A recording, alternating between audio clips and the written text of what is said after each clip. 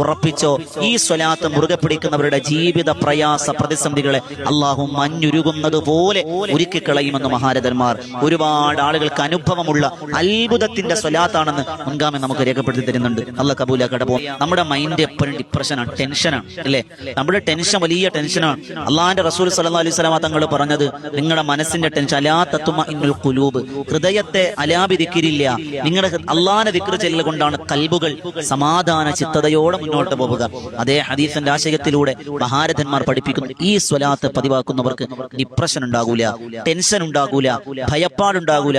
ചില ആളുകൾക്ക് ഒറ്റയ്ക്ക് ഇങ്ങനെ പേടിയാണ്, പകലായാലും ഒറ്റയ്ക്ക് നിൽക്കാൻ പേടിയാണ്. ആ പേടിയും ഭയവും ആ ഒരു ഒറ്റപ്പെടലും ആ ഒരു വല്ലാത്തൊരു ഏകാന്തതയും ഡിപ്രഷനും ഒക്കെ മാറാൻ ഈ സ്വലാത്ത് വലിയൊരു പിടിവള്ളിയാണെന്ന് മുൻഗാമികൾ രേഖപ്പെടുത്തി തരികയും 100 വട്ടം നമ്മൾ പതിവാക്കിയാൽ മഹാന്മാർ രേഖപ്പെടുത്തി അവന്റെ 100 ആവശ്യം അത് നിറവേറ്റി തരും. 100 എണ്ണം ചൊല്ലിയാൽ എല്ലാ ദിവസവും, ഇന്ന് 100 വട്ടം ചൊല്ലി, നാളെ 100 വട്ടം ചൊല്ലി, എന്നിട്ട് എന്റെ ആവശ്യം നടക്കണില്ലല്ലോ. നമ്മുടെ ഈമാൻ കുറഞ്ഞവരാണ്. നമ്മൾ ഈമാനോടെ കൂടുതൽ ചൊല്ലിക്കൊള്ളി, ഉറപ്പായിട്ട് അള്ള ബലം തരും, ഉറപ്പാണ്. അള്ള ആരെയും തടയൂല, അള്ള തടയും. നമ്മുടെ ഈമാന്റെ കുഴപ്പമാണ്. അത് നമ്മൾ അങ്ങനെ ചിന്തിക്കണം. ഇനി 2 ദിവസം ഓതിയല്ല നമ്മുടെ കിട്ടിയില്ലല്ലോ ഉസ്താദ്, നിങ്ങൾ എന്തായി പറയണേ എന്ന് ചിന്തിക്കേണ്ട. നമ്മുടെ ഈമാനും കൂടി പരുവപ്പെടണം. 100 തവണ കൃത്യമായി നിത്യമായി ചൊല്ലിയാൽ 100 ആവശ്യങ്ങൾ നിറവേറ്റി തരുമെന്നാണ്.